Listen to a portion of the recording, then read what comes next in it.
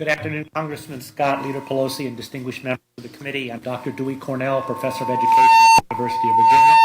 I want to thank you for the opportunity to be here.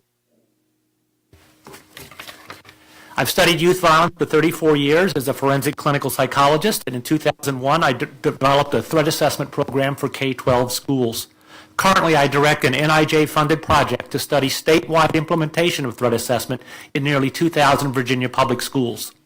Decisions about school safety should be guided by scientific research to use evidence-based practices. I have three main points. First of all, violence in schools is just a small part of the larger problem of gun violence in our society. Although it is disturbing to read that there have been 300 school shootings since the Sandy Hook shooting, CDC reports tell us there have been over 500,000 shootings outside of schools. Our schools are much safer than the surrounding community. We do not have a school violence problem, but a gun violence problem. Our study of FBI data found that homicides are 10 times more likely to occur in a restaurant than a school. So those who believe that arming teachers is a good way to protect our children should also, logically, be advocating that we arm restaurant cooks and servers. Shootings are more likely to occur in shopping centers and public parks than in schools. We cannot turn every location into a fortress. This leads me to the next point. We need a more balanced approach that places greater emphasis on prevention. Our response to gun violence is often an emotional reaction of increasing security and preparing for the next shooting rather than prevention. We've already tried security measures, and the available research says they're not very effective and that excessive security can be harmful.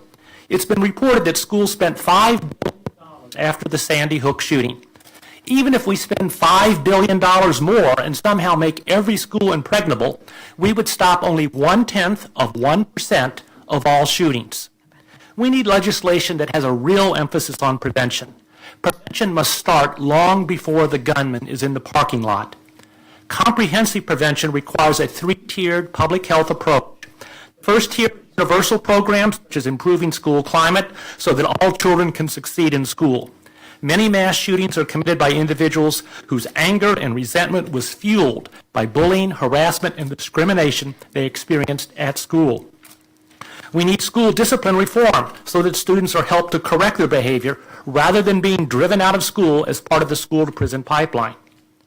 On the second tier, prevention means helping at-risk youth before they start down the pathway toward violence.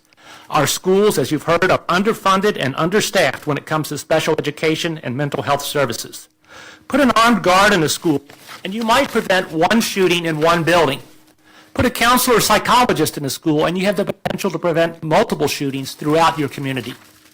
The third tier is to identify and intervene with students who are moving down a pathway toward violence. This brings me to my final point.